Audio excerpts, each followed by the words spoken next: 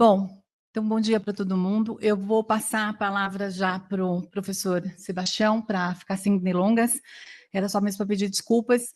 E o professor vai fazer uma abertura aqui, falar um pouquinho do nosso, desse percurso todo que a gente veio até aqui. Estamos terminando esse ano, mas estamos terminando também um grande projeto. E quem sabe, né, o futuro.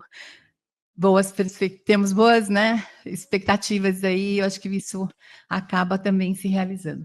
Obrigada, professor, pode ficar à vontade. Ok. Bom dia a todos e todas. Bom, é um desnecessário dizer, do prazer, não é? É nosso, meu, pessoalmente, de todos nós, em estarmos aqui reunidos para esse seminário de fim de ano, que é uma coisa, enfim, usual, enfim, é uma praxe nossa no INCT e NEU, não é? Fazermos uma reunião importante no final do ano, precedida de um seminário sobre o tema de trabalho do nosso projeto, do nosso instituto. Eu gostaria de começar, digamos assim, a consideração a respeito desse evento e da importância dele, pedindo a vocês a atenção para um pequeno trecho de um documento que eu vou ler.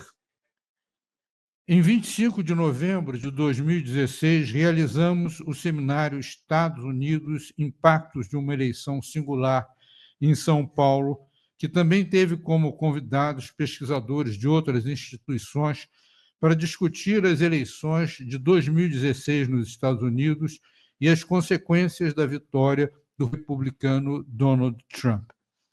Os 9 expositores debateram temas ligados às 5 áreas de pesquisa do INCT e NEU, incluindo as questões relativas ao sistema eleitoral norte-americano e as mudanças que se abrem no interior dos 2 grandes partidos, democrata e republicano.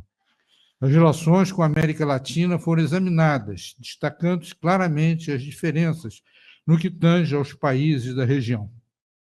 Temas econômicos, como relações comerciais externas, desenvolvimento tecnológico e consequências para a governabilidade do sistema financeiro internacional, foram debatidos na ocasião, colocando-se em discussão uma possível alteração significativa no modo de funcionamento da ordem econômica internacional. No encerramento do seminário, foram abordadas as questões de política externa na sua interface com a grande estratégia norte-americana, que marca em profundidade o sistema internacional. Bom, este é um trecho do relatório final do INCT e NEU na sua primeira etapa, né? Isto foi escrito em 2017 e deu conta de uma reunião, de um seminário como esse que nós fizemos, não aqui, ainda não existia essa sala, no 7º andar. Depois disso, nós realizamos outros seminários com a mesma temática. O primeiro foi uma atividade pioneira, nós não temos outro registro dele. Os seminários seguintes, né, já foram pensados com base nessa experiência de uma outra forma. Seminários com plataformas de livros. Né? E nós realizamos, então, um seminário em 2018 e que deu origem a este livro, Trump, Primeiro Tempo, com um número um pouco maior de trabalhos apresentados. Neste seminário foram 12 exposições transformadas em capítulos de livros. O foco era a eleição de meio mandato e as políticas do governo Trump, na sua primeira metade. Depois fizemos, em 2020, um segundo seminário, na realidade, um terceiro seminário, com um número maior de exposições. Desta vez foram 13, na realidade 14, mais 13 transformadas em capítulos de livro e deram origem a... Não, desculpe, foram não 13, mas 17. Eu estava achando estranho. 17. Na realidade, foram 18 exposições e deram origem a este livro de Trump a Biden, Partidos Políticos, Eleições e Perspectivas. Não é? Cobri, então, a eleição do Biden e, como o livro foi feito depois do seminário, também a reação, não é?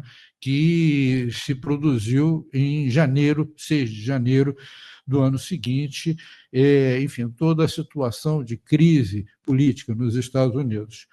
E, finalmente, em 2028, um outro seminário, esse sim, com 13 apresentações, 13 capítulos,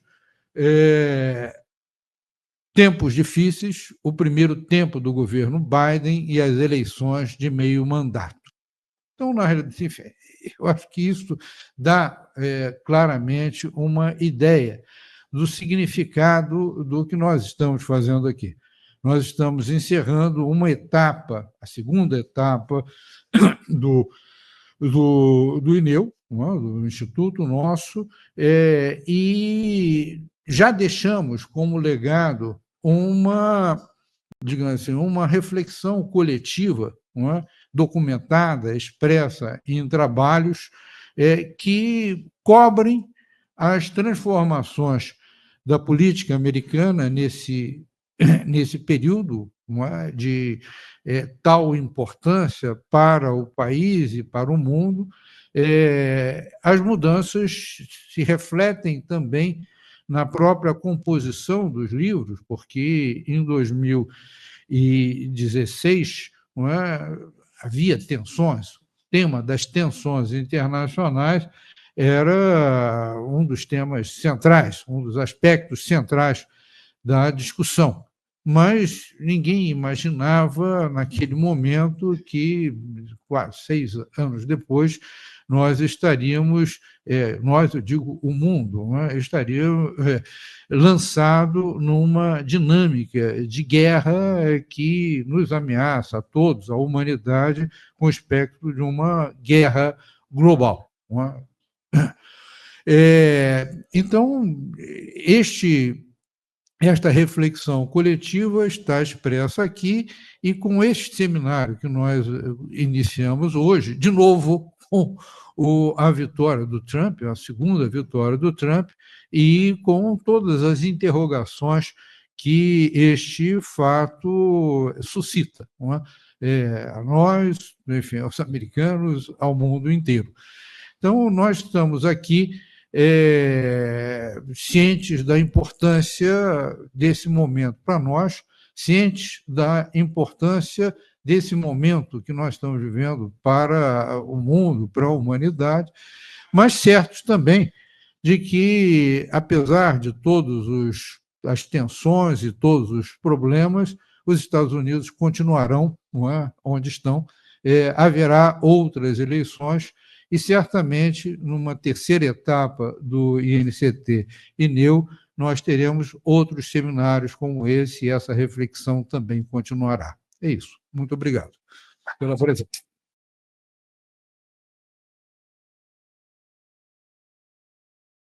Vocês se apresentassem aqui, porque a maioria é de colegas, mas, enfim, para a nossa gravação aqui, né?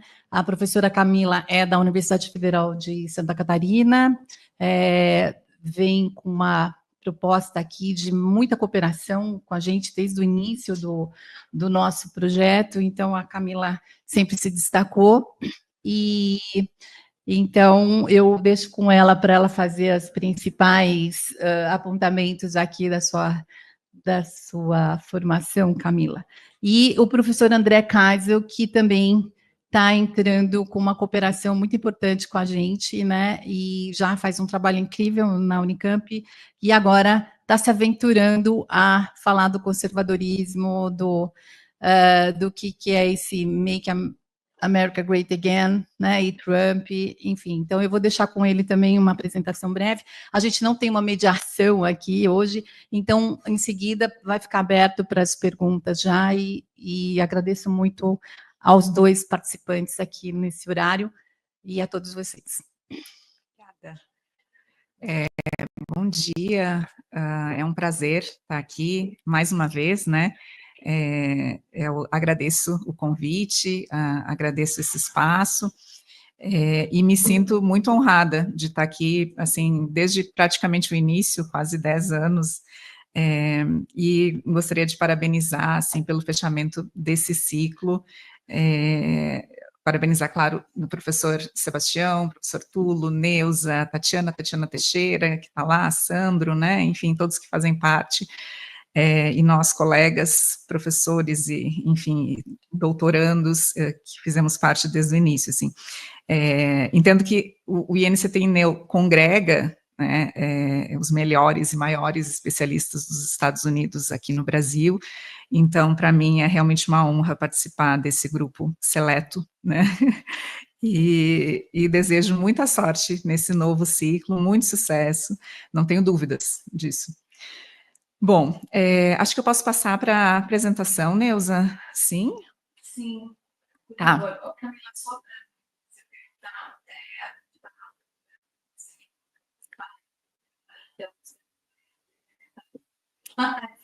Tá. Eu vou pedir que tu me avise, assim, quando faltar uns 5 minutos, porque já começou a contar, inclusive? Ok.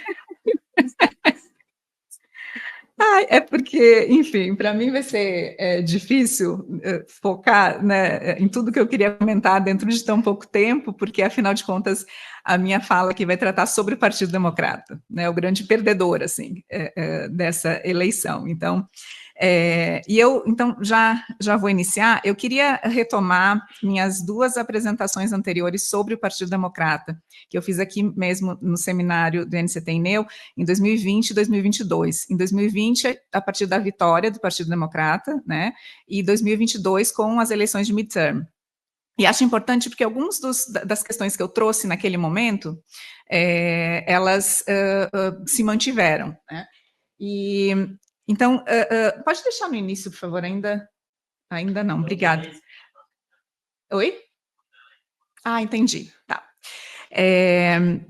Então, 2020, eleição do Biden, né, eu fiz uma apresentação a partir de uma perspectiva bastante teórica até, né, gramsciana, parte do Partido Network, enfim, entendendo o partido como uma grande aglomeração, não só dos líderes partidários, né, insiders, mas também dos outsiders, e isso eu mantive nas minhas outras apresentações, vou manter hoje também.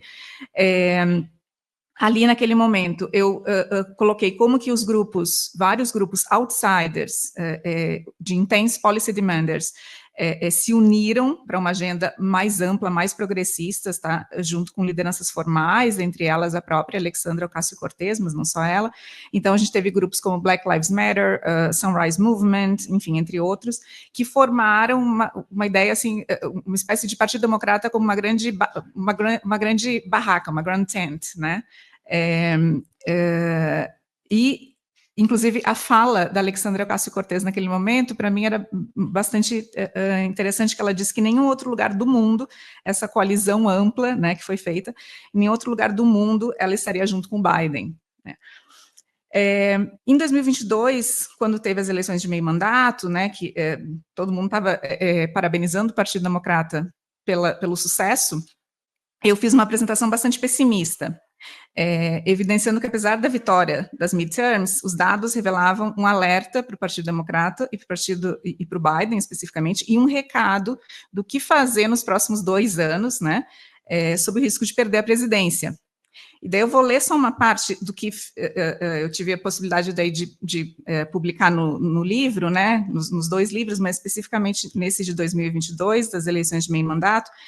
E na introdução eu coloquei que o argumento aqui delineado diz respeito a como essa maior abertura a determinados grupos e pautas progressistas parece ter sido circunstancial e pontual, portanto não traduzida em mudanças efetivas de um partido que continua travando uma luta interna pela escolha de agendas de candidatos e de condução de uma determinada política.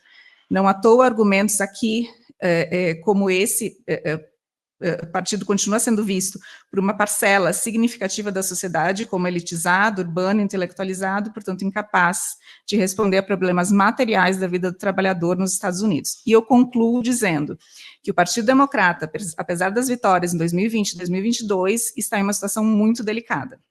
Mais de 64% dos eleitores democratas dizem não se sentir representados pelo partido atual e buscam algo novo.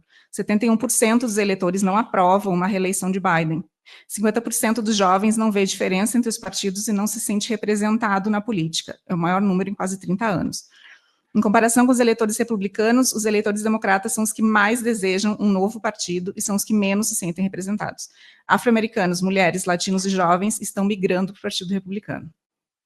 Como o Partido Democrata vai lidar com esses dados, caso mantenha o caminho que vem trilhando, representativo da ala centrista, é muito provável, caso, né, ele mantenha esse caminho, é muito provável que o espaço vazio na representação dessa classe trabalhadora e jovem seja preenchido por uma outra liderança mimetizando Trump ou o próprio Trump.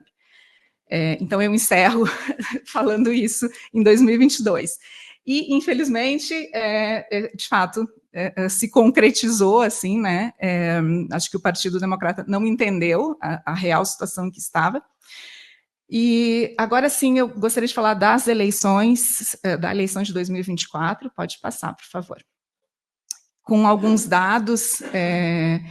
E eu já trago ali o banho de sangue, bloodbath, que alguns jornalistas trataram, né, com a perda da presidência da Câmara, do Senado, e alguns dados, assim. Inclusive, eu vou trazer alguns dados aqui para tentar deixar mais dinâmico para vocês, tá?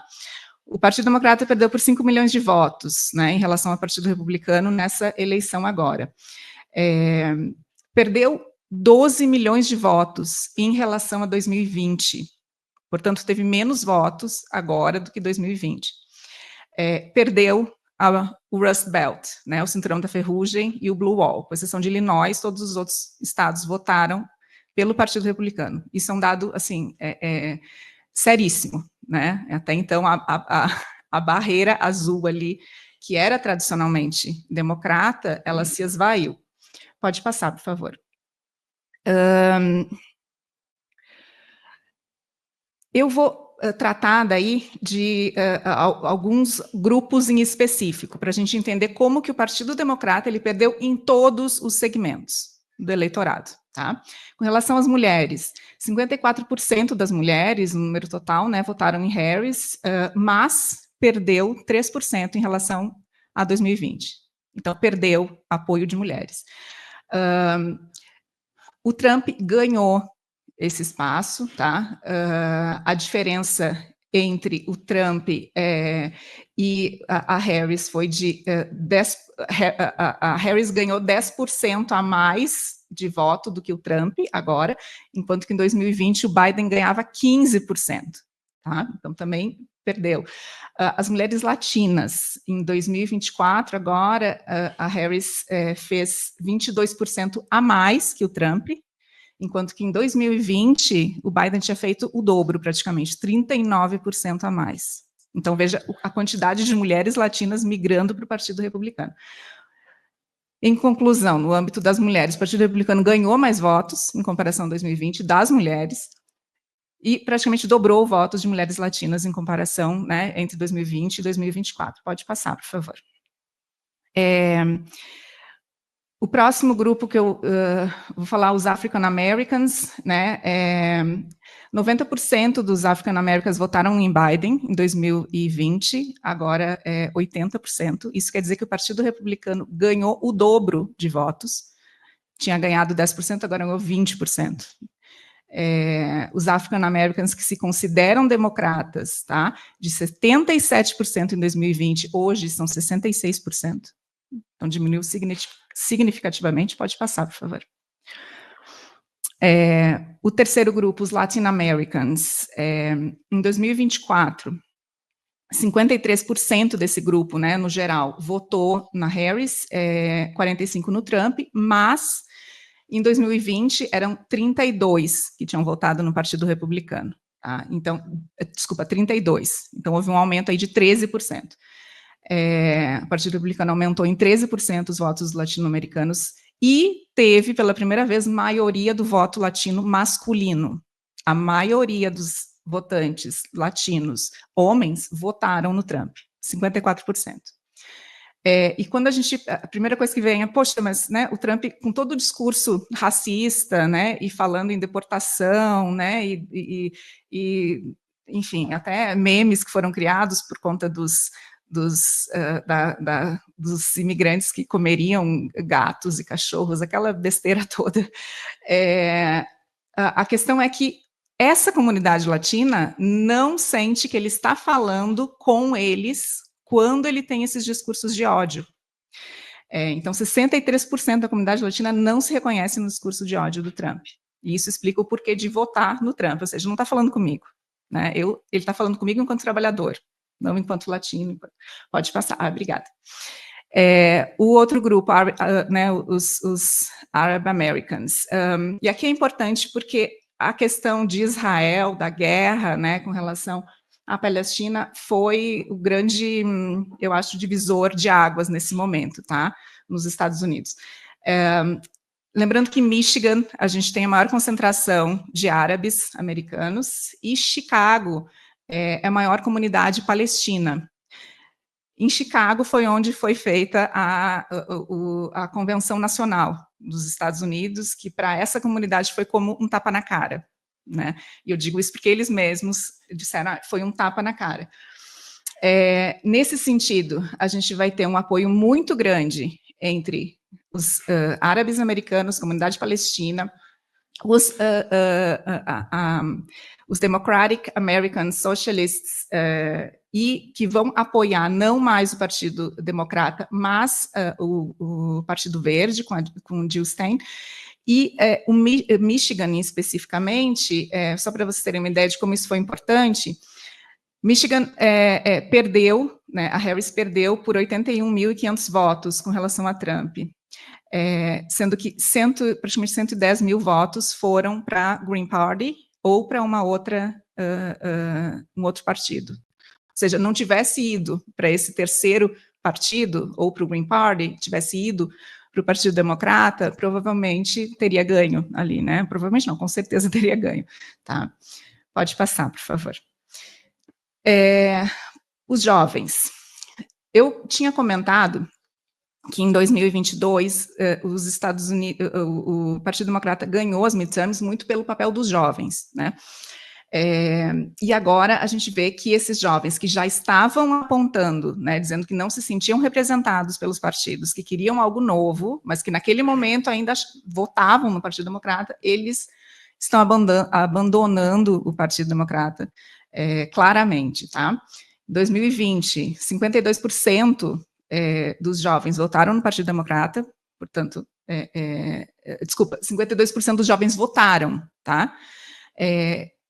Agora, em 2024, esse número decaiu, ou seja, eles sequer estão indo votar, 42%, e o que eu mais li era assim, olha, para que eu vou votar em dois partidos que representam a mesma coisa e não me representam? A média do Partido Democrata desde 2008 era no mínimo 60% de votos de jovens, né? Sendo que a Harris agora recebeu 54% desse eleitorado. O Partido Republicano ganhou votos em todos os segmentos de jovens, em comparação a 2020, tá?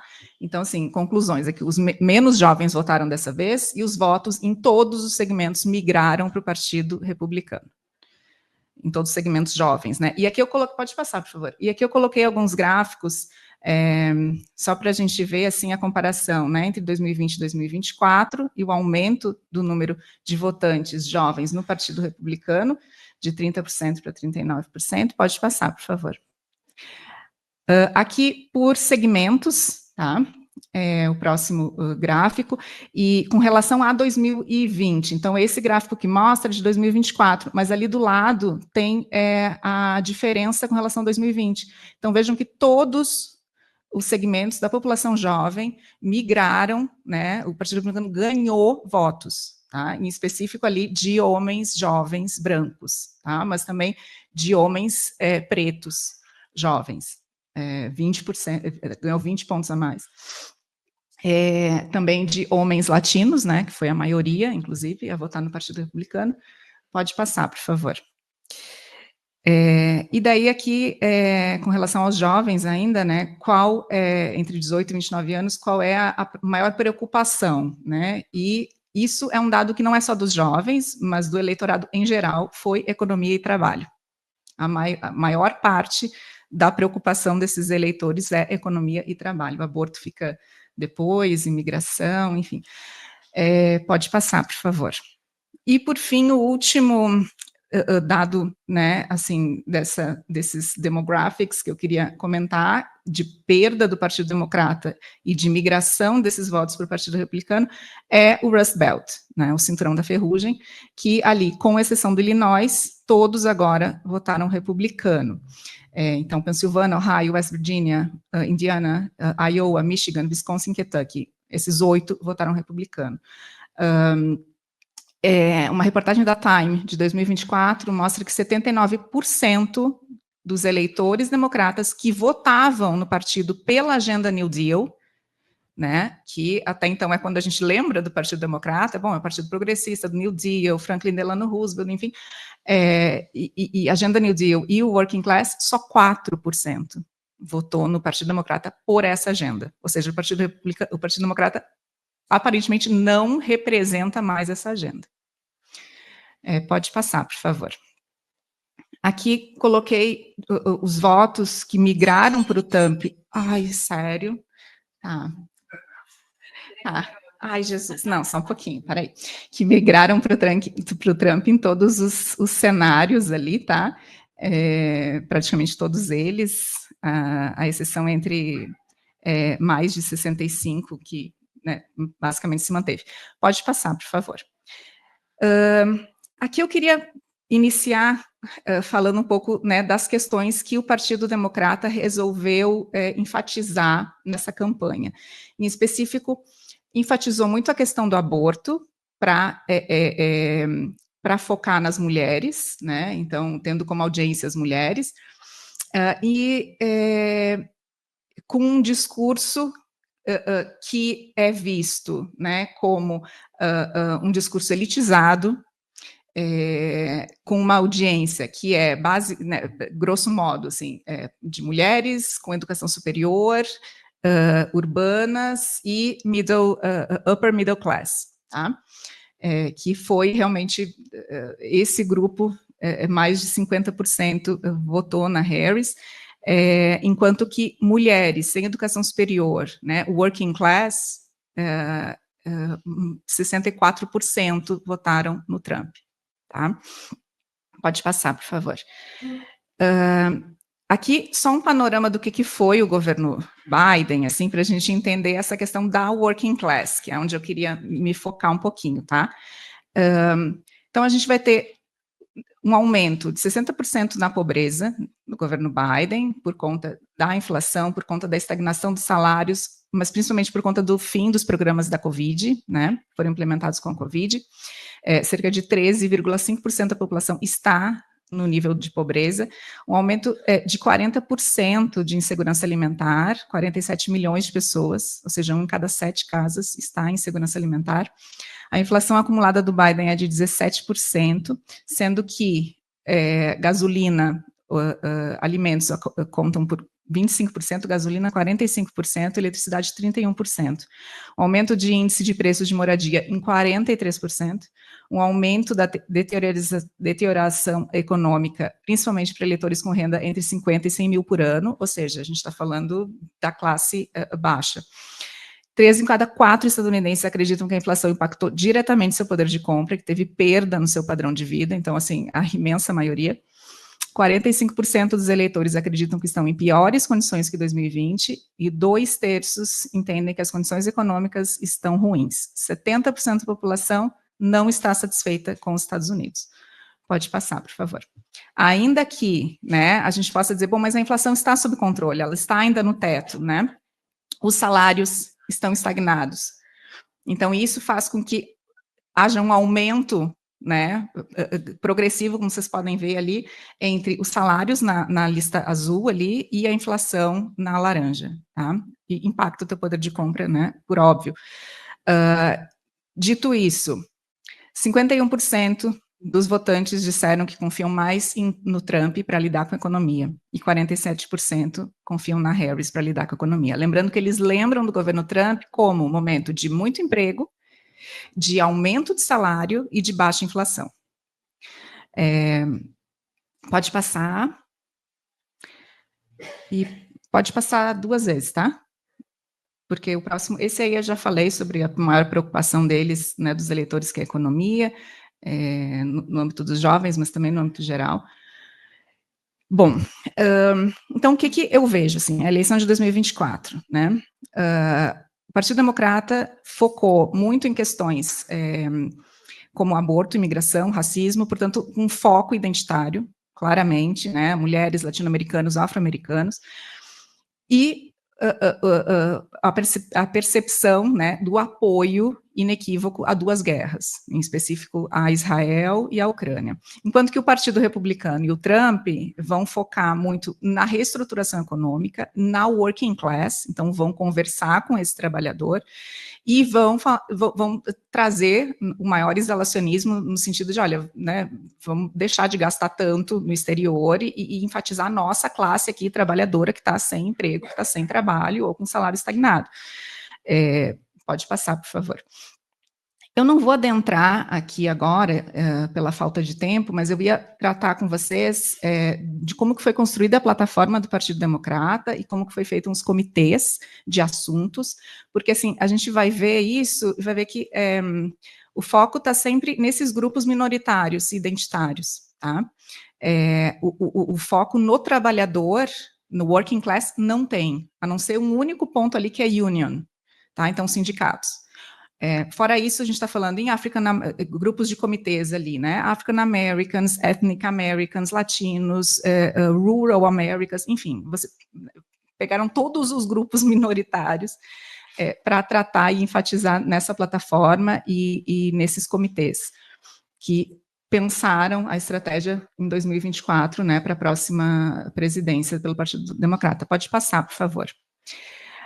Aqui eu queria falar um pouquinho, mas acho que não vou ter tempo, mas é muito interessante de ver a liderança do Partido Democrata, porque aqui é o Democratic National Committee, né? Quem são as lideranças? Assim, imensa maioria, sem sombra de dúvidas, de uma facção do Partido Democrata atrelada à ala centrista, ou até mesmo, de algumas maneiras, eu vejo mais à direita, inclusive, centro-direita, e não à esquerda. Então, são os pró-business, que tem uma perspectiva pró-mercado, enfim.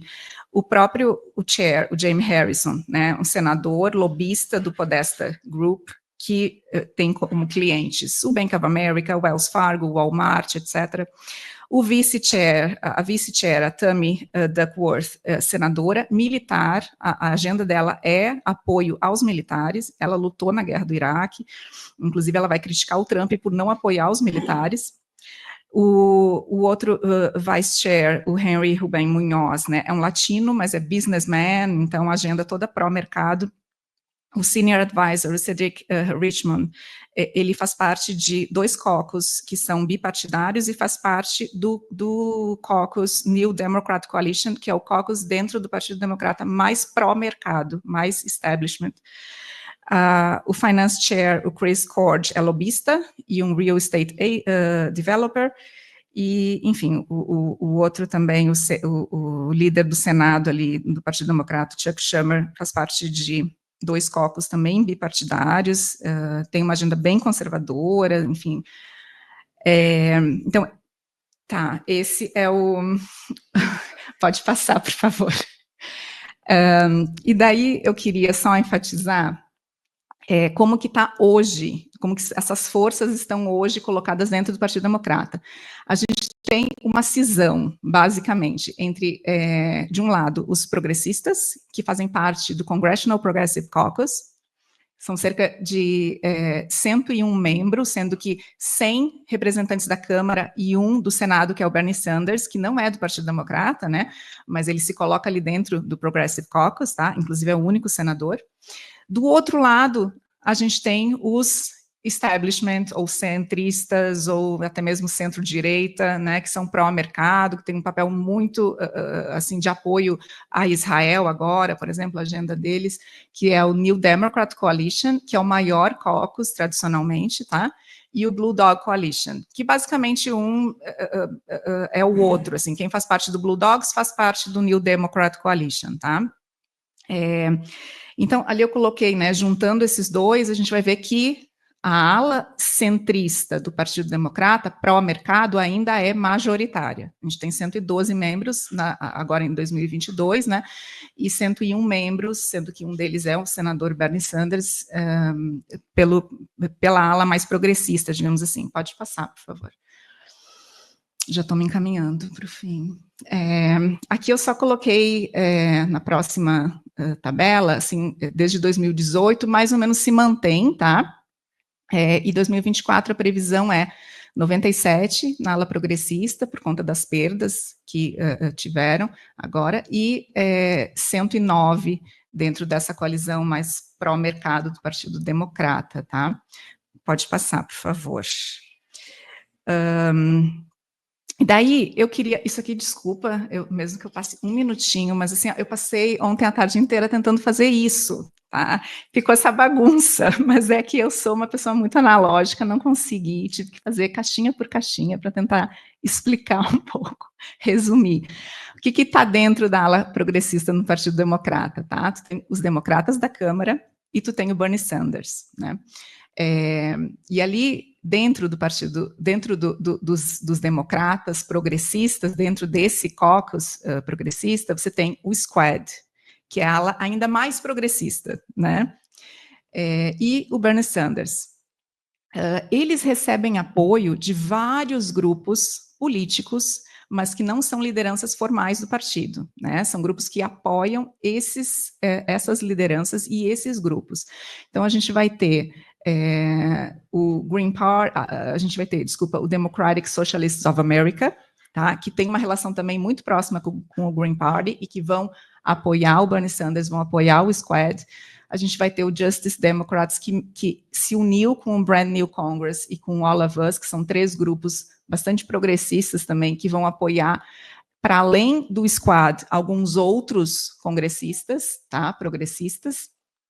A gente tem ali em amarelo, acho que não dá para ver muito bem, mas é o Our Revolution, que é o grupo que apoiou o Bernie Sanders e apoia também outros, para além ali outros congressistas dentro do Progressive Caucus, e o Uncommitted Movement, que foi um movimento surgido recentemente por conta de Israel, que teve um papel bastante grande e se articulou com vários desses grupos, tá?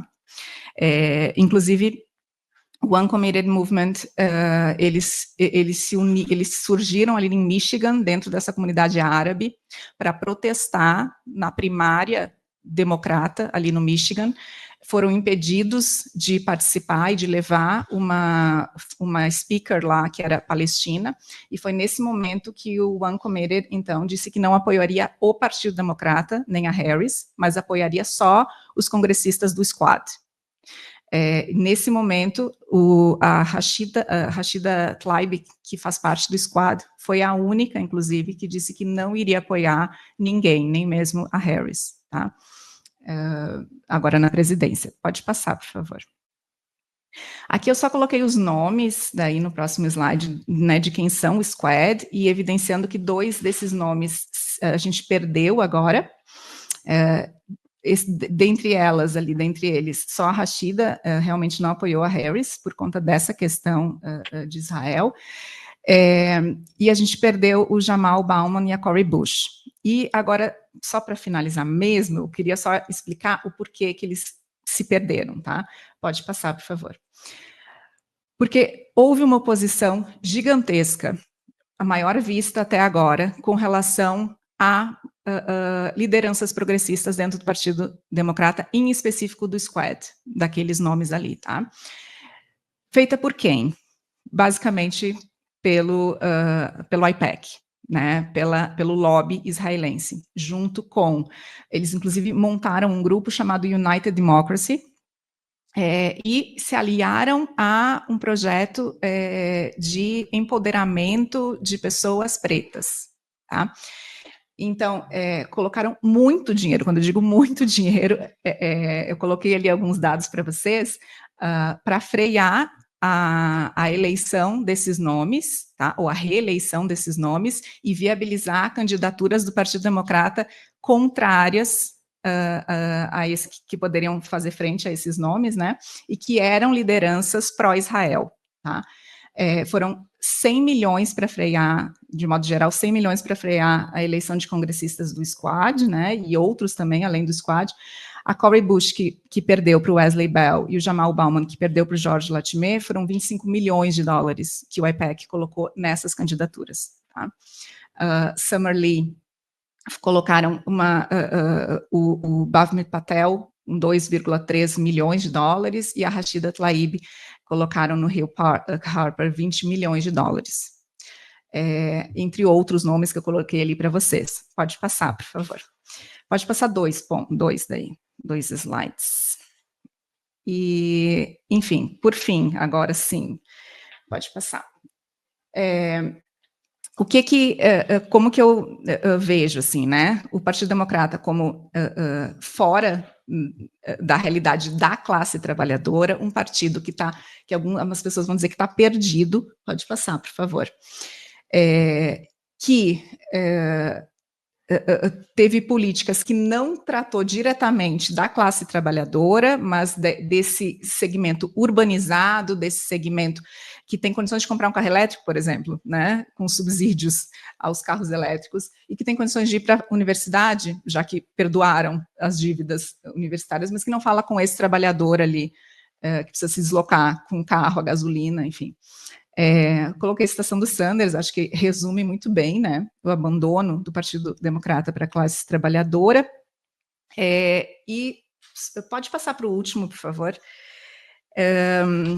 que eu coloquei uma imagem assim que eu acho que resume bem, né, o Trump no McDonald's e a Kamala, e a Kamala numa igreja, né. Então, assim, em vista dessa ala centrista, que ainda é predominante, em vista de todo um esforço de grupos de interesse com muito recurso para frear lideranças progressistas, assim, fica difícil viabilizar ou pensar num Partido Democrata realmente indo para uma direção mais progressista nesse momento. Agora, também, se não for, eu não vejo como recuperar esse eleitorado perdido, né? Desculpa, era muita coisa que eu queria falar, desculpa. Obrigada, gente.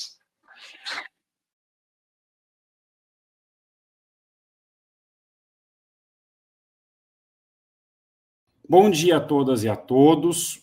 Em primeiro lugar, eu gostaria de me desculpar por não poder estar presencialmente, né, digamos, o que estava planejado.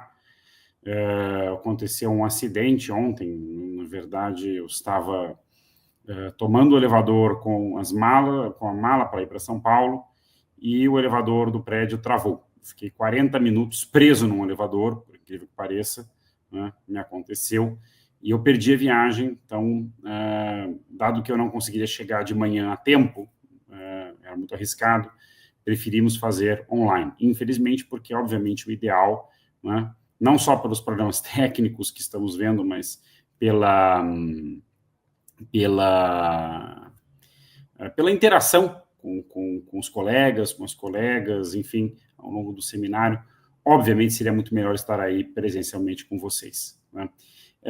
Bom, antes de eu continuar, eu vou pedir a Neuza aqui, já que eu não estou conseguindo ouvi-las e ouvi-los, que me avise aqui pelo WhatsApp quando estiver passando do tempo, chegando no final do tempo, quando faltarem 5 minutos para eu poder concluir, tá? Porque, em geral, eu sempre peço que se faça isso pelo microfone, né? Então, eu vou precisar receber pelo WhatsApp, a Neuza já me confirmou que avisa. Então, vamos lá. Bom, meu nome é André Kaiser, eu sou professor de Ciência Política da Unicamp, e minha área de estudos, tradicionalmente, é o pensamento político latino-americano, né, e, mais recentemente, as extremas-direitas na América Latina. Então, eu não sou, a princípio, um americanista, se é que esse é o nome mais adequado para o estudioso dos Estados Unidos, né? Mas sim um latino-americanista que tem se aproximado do estudo da extrema-direita nos Estados Unidos pelo estudo da extrema-direita na América Latina e no mundo, afinal, elas estão conectadas. Então, o que eu vou apresentar aqui a vocês não é algo tão organizado e muito menos tão detalhado quanto o que a Camila organizou, por sinal, belíssima apresentação, mas sim um conjunto de comentários, ou comentários, digamos, a partir de um conjunto de hipóteses, né, de trabalho, de uma pesquisa que está começando, né? E eu queria começar esses apontamentos, na verdade, até discutindo um pouco essa combinação da mesa, né? Porque tivemos a exposição da Camila falando do Partido Democrata, e agora eu vou falar não do Partido Republicano, mas do MAGA, do Make America Great Again. Eu sei que foram motivos mais ou menos fortuitos os que levaram a essa composição, dado que quem vai apresentar o Partido Republicano não poderia estar de manhã, mas eu achei essa combinação particularmente feliz, no fim das contas. Por quê?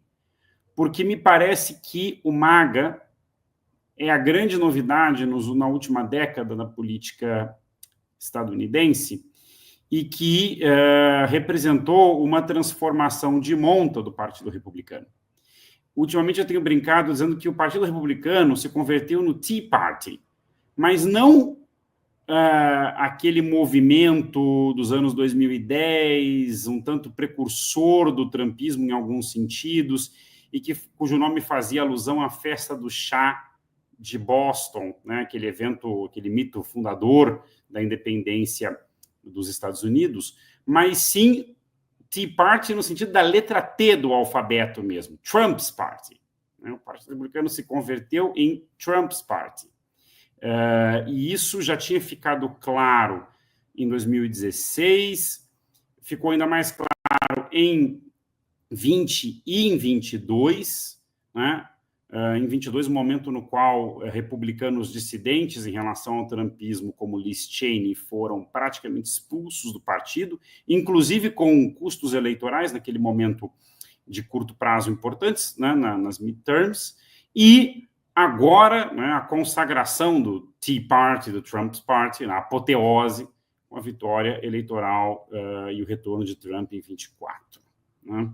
E aí, eu, obviamente, não me refiro apenas a Trump, ele mesmo e ao seu círculo familiar, mas a um conjunto de políticos, assessores e ativistas que são, acima de tudo, leais a Trump. Inclusive, pessoas que no passado foram muito críticas dele, como o seu atual vice-presidente, sobre o qual eu quero falar um pouquinho mais adiante, J.D. Vance, e que agora, obviamente, protesta a lealdade, né, Trump acima de tudo. Né? Então, essa é uma transformação enorme do Partido Republicano, me parece, e que é uma transformação de alto a baixo. Não é, digamos, havia uma expectativa entre os analistas liberais na política americana, e que parecia ter se confirmado com a vitória de Biden em 2020, de que o trumpismo seria um acidente de percurso de curto prazo, seriam 4 anos e que as coisas voltariam ao normal. Agora, é um tanto óbvio dizer que não foi o caso, não é o caso e não será o caso. Ou seja, seja o que for o governo Trump, e eu não estou aqui para dizer o que ele será, né? O fato é que MAGA veio para ficar, ou, enfim, representou uma transformação profunda na política estadunidense. Ou seja, mesmo descontando a hipérbole autocongratulatória típica do discurso do próprio Donald Trump, por exemplo, quando ele diz que MAGA é o maior movimento político da história dos Estados Unidos, algo do tipo, né, ele disse recentemente. Mas, de todo modo, acho que a gente deve levar essa declaração a sério, não pelo seu valor de face, mas por apontar que há um divisor de águas aí, né? E que o Partido Republicano foi tomado pela extrema-direita, acho que esse é o primeiro dado fundamental, ou seja, a Camila nos mostrou como o Partido Democrata é um partido que vai da esquerda à centro-direita.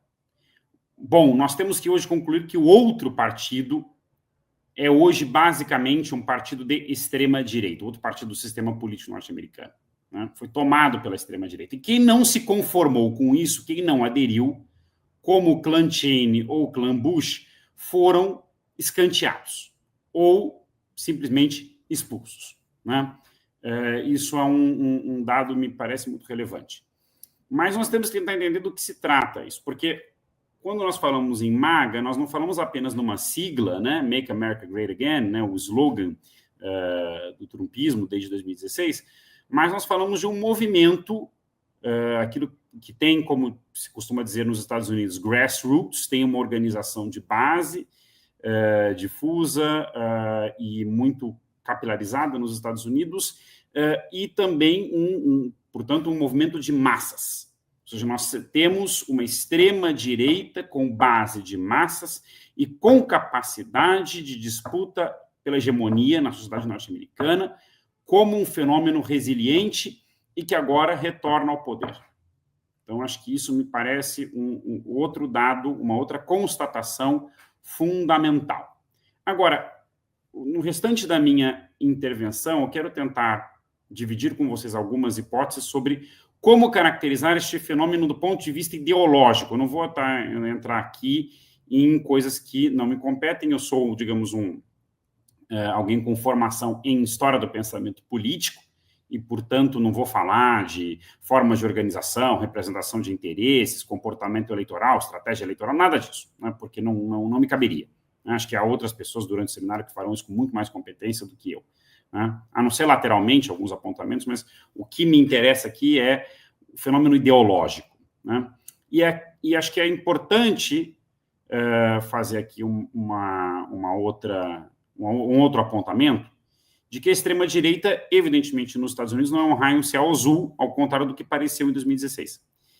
E acho que é fundamental abandonarmos um pressuposto que, por muito tempo, foi dominante na ciência política norte-americana e, por meio dela, na ciência política internacional, de que a política estadunidense era uma política avessa aos extremos de esquerda, aos extremos de direita, que eram mais ou menos marginais. Então, os Estados Unidos, fora o Partido Socialista, que foi mais ou menos importante ali na época de Eugene Debs, no começo do século XX, depois, né, se desidratou, perdeu toda a importância. O Partido Comunista Norte-Americano, menos ainda, salvo alguma inserção sindical na época do New Deal e durante a Segunda Guerra, mas depois no pouco que existia foi destroçado pelo macartismo, né? Sempre foram muito marginais, né? Até porque o sistema político norte-americano é organizado para evitar a formação de terceiras forças, vide o destino do People's Party no final do século XIX, né? E também a direita, mais ou menos pelos mesmos motivos. Se você não teve um movimento fascista nos Estados Unidos de monta, né? O macartismo teria sido algo mais ou menos episódico dos anos 50, e o White Backlash, a mesma coisa ali nos 60 e 70, e assim por diante. Né? E de que a política norte-americana seria basicamente hegemonizada pelo liberalismo em sentido amplo, né? Com uma ala liberal progressista e uma ala conservadora, e assim por diante.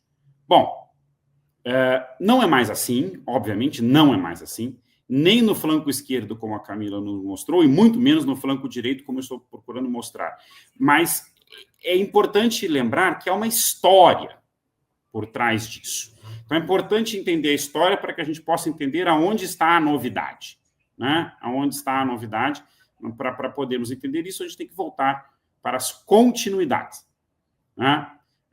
E eu me remeto aqui a um artigo no Prelo de um colega norte-americano, um historiador, James Branham, que é professor na Universidade da Califórnia, Riverside, e que está contribuindo com um capítulo numa coletânea, na qual eu também contribuo com um capítulo sobre o Brasil, organizada por ele e pelo meu colega Jorge Chalub, professor da Federal do Rio de Janeiro, sobre extrema-direita no mundo, em que ele procura traçar as origens do MAGA. Né? E ele aponta alguns eixos, né? Algumas tradições, na verdade, históricas da extrema-direita norte-americana, o nativismo, o supremacismo branco, né? Em particular a Ku Klux Klan, mas não apenas a KKK, enfim, uma série de outras organizações nessa vertente em particular. Né? Nos anos 20 também o proibicionismo, né? E as origens, né, de um ativismo político neopentecostal, que vai se desenvolver mais na segunda metade do século XX, né, e a confluência, inclusive, dessas vertentes, incluindo não apenas neopentecostais, mas também católicos, né, vai formar o que se chama de White Christian Nationalism no pós-Segunda Guerra Mundial, né, incluindo aí também vertentes de extrema-direita como a John Birch Society, né, que foi a ala mais extremista do anticomunismo estadunidense, né, aí tendo no macartismo, né, o anticomunismo estadunidense tendo no macartismo o seu apogeu, né. Nós poderíamos acrescentar ainda outras vertentes, né, como, por exemplo, os paleoconservadores na era Reagan, né, e eles se autodenominavam assim para se contrapor, para se diferenciar dos neocons, né, que, aliás, né, tiveram uma relação bastante hostil com o Trump durante o seu primeiro governo, né, e, inclusive, estiveram agora muito mais representados na administração Biden, na política externa, do que estão, né, na futura administração Trump.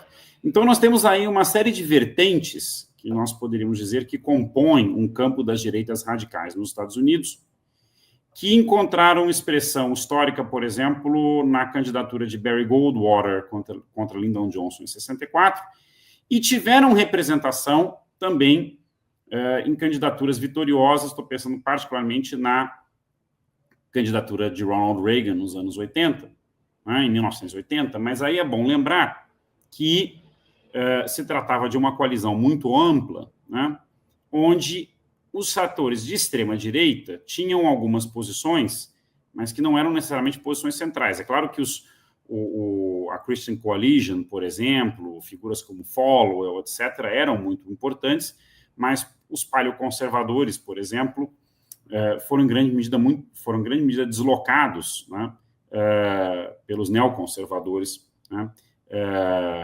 na primeira administração Reagan, por exemplo, né?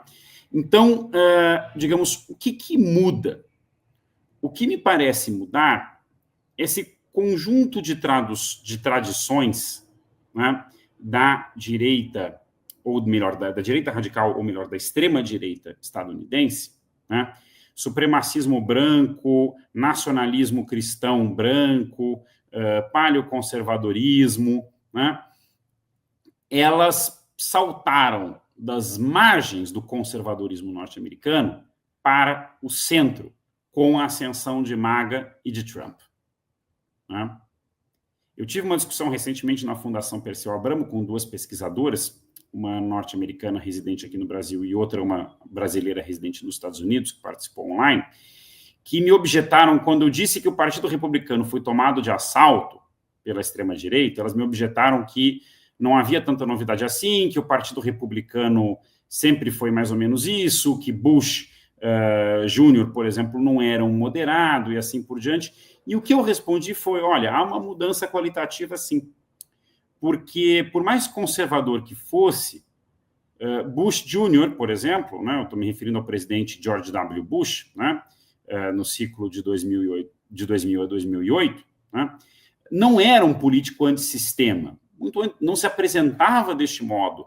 Pelo contrário, ele se apresentava como uma voz do sistema. E o mesmo pode-se dizer, obviamente, do seu pai, que foi diretor da CIA, mesmo de Reagan, para não falar de Nixon. Trump se apresenta de outro modo, e age de outro modo, atua de outro modo, e é ideologicamente muito mais extremo, né? Assim, a coisa óbvia aí é o 6 de janeiro de 2021. É o assalto ao Capitólio e o modo como o Partido Republicano, nos anos seguintes, trabalhou para normalizar aquilo. O que o eleitorado, de certa maneira, acabou de aceitar nas eleições de novembro. Então, nesse sentido, o Partido Republicano sofreu uma transformação, me parece, né, ter sofrido uma transformação profunda, e a extrema-direita saltou da margem para o centro do partido. Agora, a que eu estou me referindo quando eu falo de extrema-direita, né? E aqui, a literatura internacional sobre o tema, que tem crescido muito na última década, por razões óbvias, né, entre as quais o próprio trumpismo, ela enfim, ela tem se debatido muito em torno de como classificar a nova extrema-direita. E quando eu digo nova extrema-direita, eu evidentemente tenho como parâmetro o fascismo histórico nos anos 20 e 30 e outras extremas-direitas do entreguerras, como o franquismo, etc., sobretudo as extremas-direitas europeias, né? Incluindo aí o fascismo histórico, né? Alemanha, Itália, etc., né? Por isso que a gente fala em nova extrema-direita. E aí tem uma questão de como classificá-la, né? A vertente dominante nessa literatura tem sido a obra do cientista político holandês Casmud, que fala na distinção entre uma extrema-direita, que seria avessa à democracia liberal como um todo, inclusive a regra da maioria, e o que ele chama de uma direita radical populista, que aceita a regra da maioria e as regras do jogo eleitoral, pelo menos no sentido amplo, mas rejeita o pluralismo político e cultural que dão conteúdo à democracia liberal. Então, essa é um pouco a base da distinção que o Casmud faz no campo que ele chama de ultradireita, ou far-right em inglês, entre radical right-wing populism e extreme right, né? Eu discordo desta distinção. Eu discordo dessa distinção porque me parece que a distinção entre ambas é muito mais cinzenta, em primeiro lugar. Em segundo lugar, essa classificação do Casmud toma a democracia liberal, ao mesmo tempo, como um critério classificatório e como um critério normativo, o que me parece metodologicamente problemático. Há um outro motivo mais substantivo com o qual quero terminar em seguida, mas também eu tenho uma discordância com o uso que ele faz do conceito de populismo. E aqui eu quero me remeter a uma série de trabalhos que ele publicou com o cientista político chileno Cristóbal Rovira Kaltwasser, né, em que eles procuram definir o populismo como o que eles chamam de thin ideology, né, ou ideologia, né, enfim, termo thin, traduzir como magra é um pouco estranho, né, mas ideologia, digamos, em sentido fraco, né, seria talvez a melhor tradução. Que se caracterizaria pela oposição discursiva entre a elite corrupta e o povo, né, virtuoso, né? O problema é que essa definição se aplica, segundo eles próprios, tanto ao que eles chamam de populismo inclusivo, digamos, populismo de esquerda latino-americano, Podemos na Europa e assim por diante, e o que eles chamam de radical right-wing populism, né? E me parece que, do ponto de vista ideológico, são fenômenos que não podem ser colocados de jeito nenhum sob a mesma rubrica conceitual. Me parece que um uso mais interessante do conceito de populismo é aquele proposto por Ernesto Laclau na sua obra clássica The Populist Reason, né, a razão populista, em que o populismo não é uma ideologia, mas é uma forma discursiva, uma forma de articulação discursiva do campo político, em que o povo é construído por meio de uma série de cadeias de equivalências em torno de um significante vazio, polarizando de maneira antagônica o social em campos opostos. Mas Laclau é muito claro ao dizer que isto, digamos, não é uma ideologia, não é, digamos, quando ele usa o conceito de populismo, ele não está se referindo a um conteúdo político-ideológico específico, mas a uma forma. É, portanto, um conceito formal. E, nesse sentido, diz pouco sobre o conteúdo histórico e ideológico de cada movimento político, né? A forma é importante e ajuda a entender muita coisa, porque quando eu ouvi a exposição da Camila falando, por exemplo, sobre o Partido Democrata, eu pensei em termos laclausianos, é a pura lógica da diferença, ou seja, cada grupo absorvido na sua diferença, enquanto claramente o trumpismo age pela lógica da equivalência, nós e eles, né? Os insiders e os outsiders, o que é América e o que não é América, e assim por diante. E é muito eficaz nesse sentido, né? Já recebi aqui a notificação da Neuza de que faltam 5 minutos, é isso? Então, eu vou já me aproximar das minhas conclusões. Deixa eu só verificar se foi isso mesmo, porque a gente recebe mensagens e... Isso, recebi. Então, tá, eu vou terminando. Então, digamos, eu acho que, ainda que o conceito laclosiano de populismo possa ser interessante, deve-se lembrar, e aí acho que há muita confusão na literatura, justamente se tratar de um conceito formal. Então, nós temos que tentar entender melhor o que se trata de extrema-direita, e aí, nesse caso, eu e meu colega Álvaro Bianchi, num artigo no Prelo, que vai sair num volume ainda a ser publicado, um dossiê na caderno CRH, né, lá da Universidade Federal da Bahia, nós propomos para o bolsonarismo um modelo que eu acho que serve para o trumpismo e para as extremas-direitas em geral, que é a ideia de uma coalizão discursiva de extrema-direita. Né? Esse conceito de coalizão discursiva nós tiramos, né, da literatura sobre think tanks. Eu conheci graças à tese de uma ex-orientanda que começou a trabalhar com um think tank neoliberal latino-americano, na época ainda orientada pelo nosso saudoso colega Reginaldo Moraes, e que eu depois assumi a orientação, a Maria Júlia Jimenez, né, e na tese dela ela usava esse conceito para pensar a Fundação Internacional para a Liberdade. E a partir dele, nós estamos tentando extrapolar para além dos think tanks para pensar a extrema-direita, né, como o que um outro autor que trabalha com partidos de extrema-direita na Europa, o Piero Ignazzi, chama de uma família de diferenças, né, de um conceito espacial de extrema-direita, né? Não pensar a extrema-direita como uma checklist que tem que preencher determinadas características, mas como, digamos, a ala mais extrema do espectro da direita, pensando na clássica distinção bobiana, né? Esquerda e direita, né? Igualdade ou igualitarismo, anti-igualitarismo, e uma família de diferenças que se une, sobretudo, pelos discursos anti-comunismo, anti-feminismo, antidemocracia e assim por diante. Anti-imigrante, muito importante na Europa e nos Estados Unidos, e que junta diferentes tradições, né?